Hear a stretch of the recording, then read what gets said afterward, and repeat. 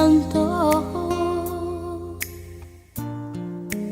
tú eres mi guía, me das alegría. Bienvenido nuevamente al programa especial La Gracia Divina. Dios los bendiga. Gracias que estamos cubiertos bajo la bondad y la misericordia del Señor. Saludos también a nuestros queridos amigos. Abriremos en esta oportunidad uno de los libros más interesantes y fascinantes de la palabra de Dios. Me refiero al libro escatológico de Apocalipsis. Permítanme hacer un breve recuento de los libros del Nuevo Testamento. Como ya sabemos, los evangelios hablan de la manifestación de la gracia de Dios. Los hechos hablan de la propagación de la gracia del Señor. Las cartas de la Biblia hablan de la explicación de la gracia del cielo. Y finalmente el libro de Apocalipsis nos habla de la consumación de la salvación. Cuando nosotros abrimos este hermoso libro, fascinante y desafiante para entenderlo, en cierta forma nos enfrentamos a uno de los libros más enigmáticos de la Biblia. Para muchos es esotérico, para muchos es misterioso, pero la palabra de Dios nos dice lo siguiente. Fíjense el lenguaje tan sencillo. La revelación de Jesucristo que Dios le dio para manifestar a sus siervos las cosas que han de suceder pronto. Y la declaró enviándola por medio de su ángel a su siervo Juan, que ha dado testimonio de la palabra de Dios, del testimonio de Jesucristo y de todas las cosas que ha visto. Saben que en estos versículos encontramos los canales de la revelación. Papá Dios le da la revelación a Jesucristo. Jesucristo se la da al ángel. El ángel se la da a Juan el profeta, y finalmente el profeta lo vierte y lo trae en un pergamino para darlo a sus siervos, a los siervos del Señor. Saben que esa palabra Apocalipsis es una palabra muy importante. La palabra Apocalipsis está formada de una preposición y un verbo. Apo, que significa fuera, y calupto significa esconder. Si unimos las dos palabras, diríamos sacar fuera lo que estaba escondido. Primera de Corintios 1:7, segunda de Tesalonicenses 1:7, Gálatas 1:12 y Efesios 1:17 nos hablan directamente que la palabra Apocalipsis significa descorrer el velo del futuro, significa una verdad sobrenatural, es la revelación que escapa a la razón humana. Esta palabra Apocalipsis está en el Nuevo Testamento 18 veces. Bendito, dice claramente el capítulo 1, el versículo 3, que linda la palabra de bendición. Escuchen. Bienaventurado el que lee y los que oyen las palabras de esta profecía y guardan las cosas que están en ellas escritas, porque el tiempo está cerca. Hay una palabra de bienaventuranza, una palabra de bendición. Dichosos y felices aquellos que estudian el libro de Apocalipsis, los que oyen el libro de Apocalipsis y los que guardan el libro de Apocalipsis. La gloria sea para el Señor. La verdad de Dios está concentrada en estos 22 capítulos de Apocalipsis, en los 404 versículos que están registrados en el libro de Apocalipsis. La verdad está concentrada. Saben que cuando nosotros abrimos el libro de Apocalipsis, este libro hace referencia a 28 libros del Antiguo Testamento. Es un libro fascinante porque habla de bibliología, el estudio de la Biblia; cristología, el estudio de Cristo; soteriología, el estudio de nuestra salvación; eclesiología, el estudio de la iglesia; neumatología es el estudio del Espíritu Santo; y escatología es el estudio y la consumación de nuestra salvación. Pero vamos directamente a abrir un versículo del capítulo 12. En el capítulo 12 encontramos algo fascinante e interesante. Dice la palabra del Señor allí, el profeta de Patmos nos dice en el capítulo 12: apareció en el cielo una gran señal, una mujer vestida del sol, con la luna debajo de sus pies y sobre su cabeza una corona de 12 estrellas. ¿Saben que este es un capítulo cósmico? Es un capítulo astronómico. En el capítulo 12 de Apocalipsis encontramos una mujer vestida del sol. Después encontramos un dragón escarlata que tiene 7 cabezas y 10 cuernos. El hijo varón que sale de la mujer, Miguel y sus ángeles luchan contra el dragón y sus ángeles. Y en el número 5 encontramos la descendencia de la mujer distinguida porque guarda los mandatos del Señor. Miremos lo que dice la Biblia en el versículo 1. Nos detendremos solamente en el versículo 1. Apareció en el cielo una mujer vestida del sol. ¿Quién es esta mujer tan interesante? La creencia popular y dogmática es que representa a la Virgen María. No, decimos con respeto que no, porque de acuerdo al capítulo 12 la mujer tiene mucha descendencia y de acuerdo al concepto dogmático María no tuvo más hijos. Pero si le preguntamos a Juan Marcos nos dice claramente en el evangelio, el segundo evangelio, encontramos en Marcos el capítulo 6 que sí, efectivamente Jesús tuvo más hermanos. Nos dice la Biblia que María tuvo más hijos. Fíjense el lenguaje tan sencillo del Espíritu Santo. ¿No es este el carpintero, hijo de María, hermano de Jacob, de José, de Judas y de Simón? ¿No están también aquí con nosotras sus hermanas? Al menos Jesús tuvo 6 hermanos. Y cuando la Biblia dice hermanos adelfos, significa la misma sangre. La otra creencia popular es que esta mujer vestida del sol representa la iglesia. No, en parte no. Les voy a explicar en forma sencilla. Porque Cristo era judío. Cristo no era gentil. Y la iglesia fue compuesta después de que Jesús la fundó en la cruz del Calvario por la mayoría de gentiles. Recordemos lo que dice Génesis 49. Cristo salió de la tribu de Judá. Génesis 49, el versículo 9. Jesús era judío. Para el año 3 antes de Cristo no se conocía la iglesia. Cuando Jesús nació, la palabra iglesia era desconocida en el contexto del Antiguo Testamento. ¿Qué representa una mujer en la Biblia? Cuando nosotros abrimos el libro de Jeremías, el capítulo 6, versículo 2, vamos a encontrar el lenguaje que usa el profeta del Padre. Destruiré la bella y delicada hija de Sión. En el capítulo 31, el versículo 4, dice el mismo profeta, aún te edificaré y serás edificada, oh Virgen de Israel. En el Antiguo Testamento, una mujer representa al pueblo de Israel. Ezequiel 23 también nos dice, mis queridos hermanos y amigos, que se representa allí a Jerusalén y a Samaria como las 2 hermanas que fueron violadas por los asirios y por Babilonia. Y complementariamente Isaías 54:6 nos dice y compara a Israel como una mujer abandonada.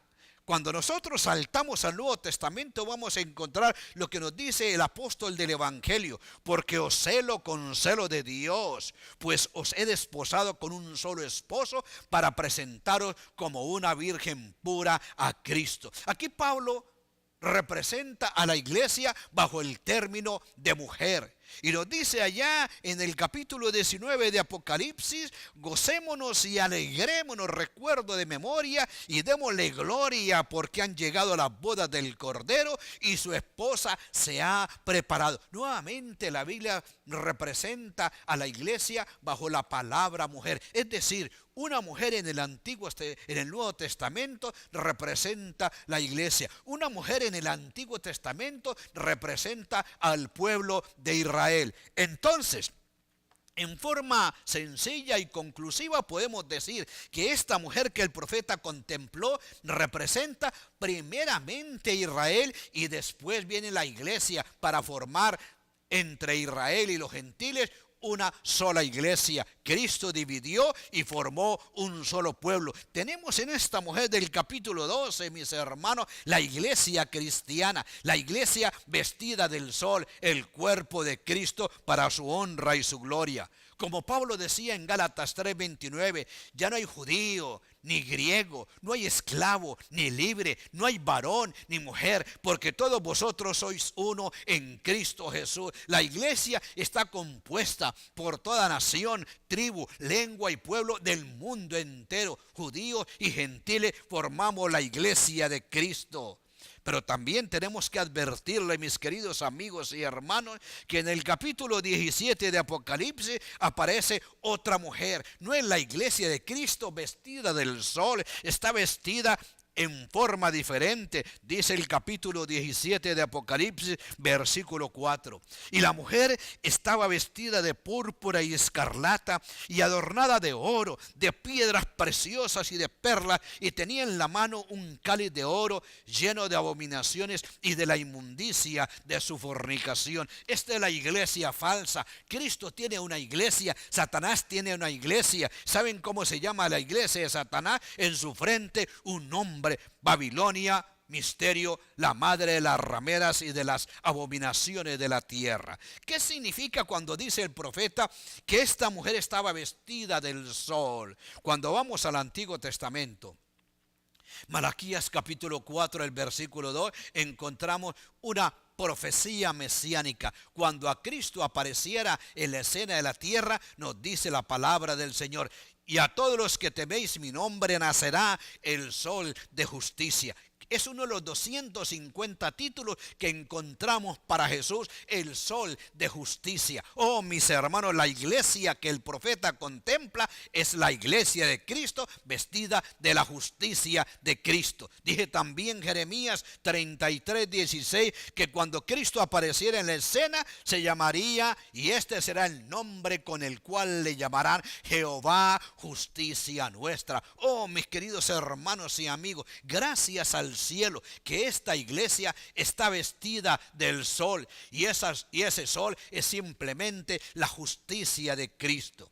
Como ustedes saben, todos los seres humanos nacimos desnudos, nacimos con nuestra propia justicia, nacimos con nuestra propia ropa inmunda. Dice claramente la palabra, recordemos, nos remontamos allá al capítulo de Génesis 3, que Adán y Eva, después de haber pecado, se vistieron de su propia justicia. La justicia de Adán y Eva para ocultar su pecado fueron hojas de higuera. Pero nos dice también el profeta Isaías, lo puedo recordar de memoria, Isaías 64, el versículo 6, porque toda nuestra justicia son como trapos de inmundicia. Mis queridos hermanos, fuimos vestidos con los trapos del pecado y del rechazo del Señor por causa de la maldad. Por ahí hay una profecía muy importante en Isaías el capítulo 4, el versículo 1, que dice: y en aquel tiempo 7 mujeres echarán mano de un hombre, diciendo: nosotras comeremos nuestro propio pan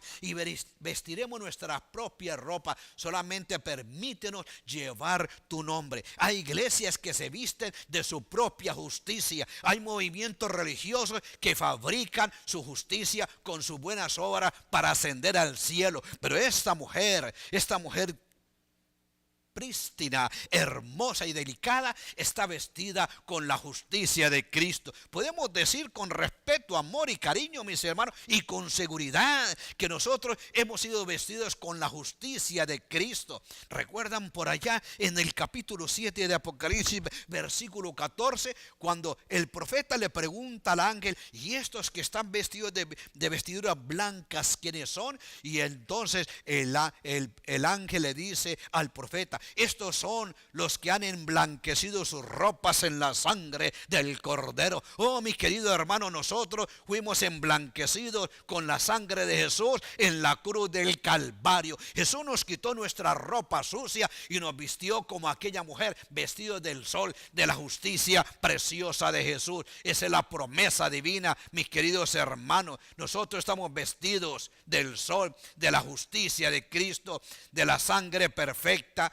cuando Él nos limpió en la cruz del Calvario. A veces afuera nos critican y nos dicen que nosotros somos evangélicos. Usan esa expresión en forma despectiva y peyorativa. Pero mis hermanos, qué privilegio saber que nosotros somos evangélicos, que fuimos vestidos en la cruz del Calvario con la vestidura sacerdotal de Cristo Jesús. Somos la mujer vestida del sol. Los 500 millones de cristianos hemos sido vestidos con la justicia de Cristo y se nos han quitado las justicias inmundas y nauseabundas, como la menciona la palabra del Señor. ¿Recuerdan lo que dice Isaías capítulo 61, el versículo 10? En gran manera me gozaré en Jehová, mi alma se alegrará en mi Dios, porque me vistió con vestiduras de salvación, me rodeó de manto de justicia, como a novio me atavió y como novia adornada con sus joyas. Oh hermano, declárelo. Oh hermano, créalo. Oh hermano, predíquelo, que en la cruz del Calvario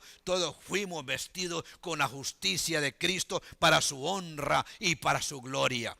Pero también dice la palabra divina acá, en el capítulo 12, en esa descripción hermosa que el profeta hace de la mujer, con la luna debajo de sus pies. ¿Qué representa la luna en la palabra del Señor? ¿Qué representa la luna en esta mujer vestida del sol? Como ustedes saben, por referencia histórica, en el capítulo 1 de Génesis, versículos 14 al 18, encontramos que Dios hizo las dos grandes lumbreras, la lumbrera mayor el sol y la lumbrera menor la luna, y también hizo las estrellas para que alumbraran en la noche. De acuerdo al calendario judío, primero viene la noche y después el día. Aunque Dios creó el cuarto día, el sol, la luna y las estrellas, lo primero que alumbró fue la luna, recibiendo la luz del sol. Oh, mis hermanos, en esto encontramos un panorama fatídico de la noche de Satanás, de las tinieblas. Nosotros salimos de las tinieblas de Satanás y entonces Jesús nos vistió con su gloria para que alumbrásemos para su honra y su gloria. ¿Recuerdan lo que dice la palabra del Señor? En Mateo el capítulo 5, el versículo 14 y 16, vosotros sois la luz del mundo, así alumbre vuestra luz delante de los hombres. El propósito de la luna era reflejar la luz del sol.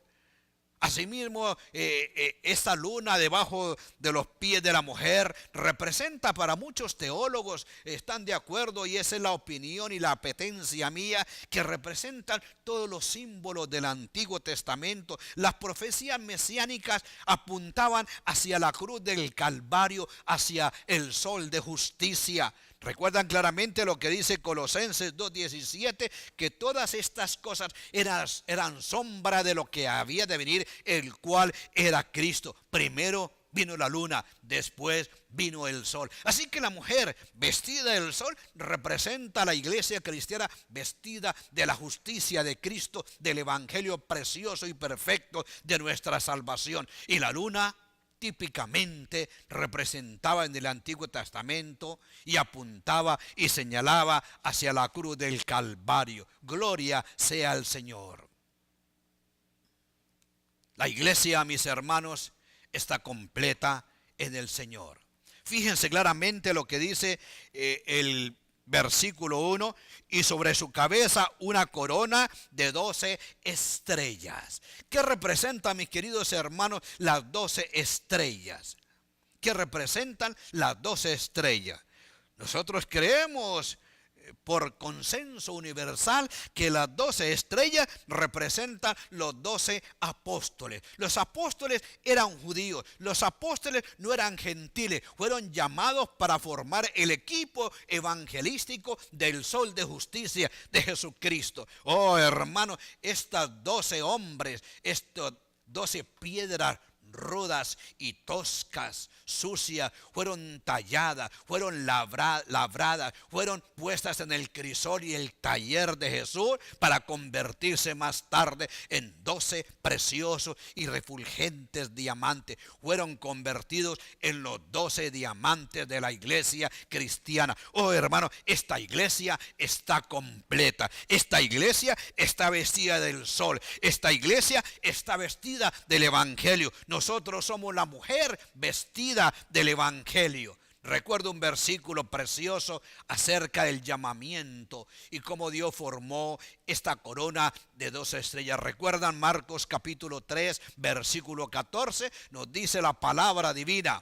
Y estableció a 12 para que estuviesen con él y para enviarlos a predicar. Y ahí el secreto de la corona de 12 estrellas. Jesús escogió a 12 para que estuviesen con él y después de estar con Jesús, enviarlos a predicar. Mi querido hermano, Jesús lo llamó a usted para que tenga permanencia con el Señor, para que viva con el Señor, para que tenga intimidad y comunión con el Señor. Y después de que tenemos comunión y aprendemos a los pies de Jesús, entonces podemos ir a predicar la palabra del Señor. Esa corona de 2 estrellas refulgente alumbraba también la mujer. Nosotros, hermanos, en forma espiritual y por descendencia y por herencia espiritual, somos los 12 apóstoles en un sentido aplicado. No somos apóstoles en el sentido de la palabra, somos enviados. La palabra apóstol significa enviado con una misión. Fuimos enviados a predicar la palabra del Señor.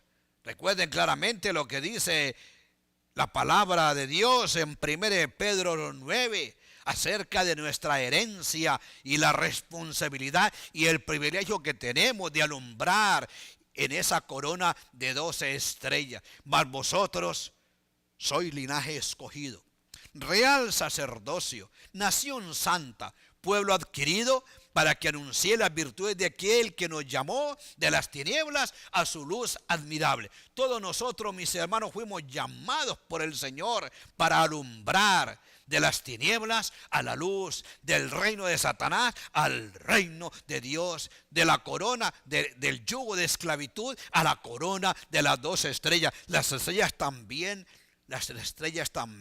brillan, hermano. Nosotros tenemos que brillar para la honra y gloria del Señor. En este momento viene a mi pensamiento un versículo en el libro de Daniel, el capítulo 12, el versículo 4. Fíjense el lenguaje del Señor de las estrellas.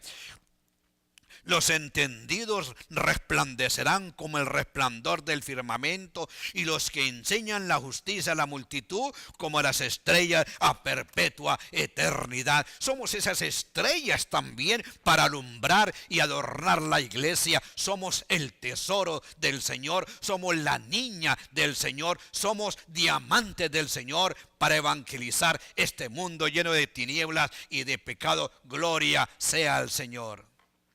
Creo nuevamente que todos nosotros estamos retratados en la iglesia, en la mujer del capítulo 12 de Apocalipsis, vestidos con la justicia de Cristo, alumbrando a mis hermanos con el evangelio de la justicia de Cristo, testificando de lo que el cielo hizo por nosotros en la cruz del Calvario, puestos como luminarias para alumbrar al mundo entero, listos, mis hermanos, para ir finalmente a la boda del Cordero cuando Cristo venga por segunda vez. Recordemos, hermanos, primero la cruz y después la corona. Hay un versículo profético de Jesús que habla del sol en Mateo el capítulo 13, versículo 43. Fíjense el lenguaje tan lindo de nuestro querido Salvador y hermano mayor. Entonces los justos resplandecerán como el sol en el reino de su Padre. El que tiene oídos para oír, oiga la palabra del Señor. Hemos de resplandecer, hermanos, arriba en el cielo, pero antes tenemos que testificar aquí en la tierra de la palabra del Señor. ¿Saben? Una vez cuenta la leyenda que una vez estaba Jesucristo en el cielo, ensimismado, mirando cómo la tierra giraba alrededor en su eje, mirando cómo nosotros los hijos suyos nos movíamos en la tierra predicando su evangelio. Y de acuerdo a la leyenda, el arcángel Miguel le preguntó: Jesús, ¿los amas mucho? Los amo con todo mi corazón. Me entregué por ellos en la cruz del Calvario. Y esa mujer representa a la iglesia cristiana. Oye, Jesús, ¿tienes confianza en tus hijos? Claro que confío profundamente en ellos. ¿Tú piensas, tú no crees que te pueden fallar? Y Jesús con ternura dijo: yo sé Yo sé que mis hijos no me pueden fallar porque los tengo en las palmas de mi mano. Oh, hermanos, somos la iglesia de Cristo, somos el cuerpo de Cristo, somos una sola nación en el reino y estamos retratados en las palmas de Jesús. Somos esa iglesia que está allí para alumbrar en la gloria del Señor. Dios les bendiga, mis hermanos. Ese es el deseo sincero de la iglesia, de la gracia divina. Bendiciones. Qué preciosa es la palabra del Señor y cómo nos habla a cada uno de nosotros, cristianos o no cristianos. El Señor a través de la palabra te está hablando hoy a ti, iglesia, para que resplandezcas, para que alumbres delante de los hombres, para que demos testimonio con nuestras obras y con nuestra luz otros vengan a los pies del Señor. También la palabra te está hablando a ti, amigo, que aún no ha hecho el pacto con el Señor. A ti que no has reconocido a Jesús como tu único y suficiente Salvador. Te está hablando a ti para que salgas de la tiniebla, para que salgas del reino de Satanás y vengas a la luz admirable de Cristo Jesús. Sé salvo hoy, reconoce tus pecados, humíllate delante del Señor y reconoce a Jesús como tu único y suficiente Salvador. Mi cuerpo Dios es te un bendiga. templo en donde solo tú habitas. Cuando llenas mi vida con tu poder, mi cuerpo tiembla y mi alma también. Es que es tan grande